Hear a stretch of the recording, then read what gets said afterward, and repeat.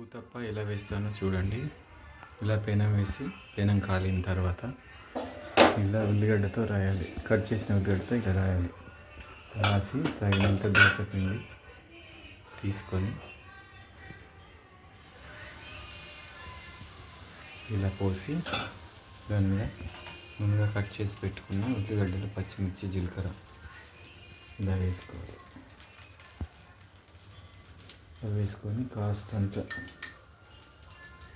కాస్తంత నూనె ఇలా చుట్టూ వేసుకోవాలి.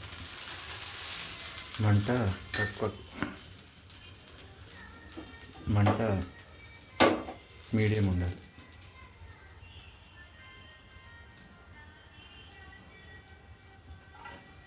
మీడియం మంటలో దోశ మంచిగా కాలుతుంది. ఊతప్ప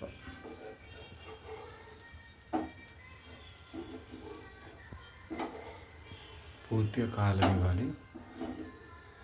కాలిన తర్వాత మంచిగా పైకి లేస్తుంది.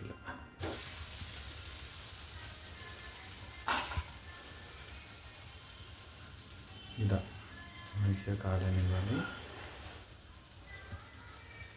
మంచిగా ఉడికిన తర్వాత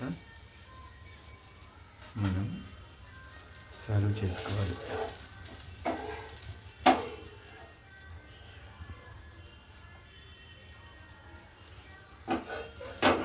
ఇలా కాలిన తర్వాత మనం సర్వ్ చేసుకోవాలి.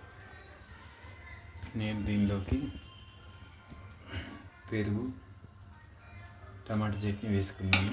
ప్రస్తుతం చట్నీ లేదు, అందుకే ఇలా అడ్జస్ట్ అవుతున్నాను.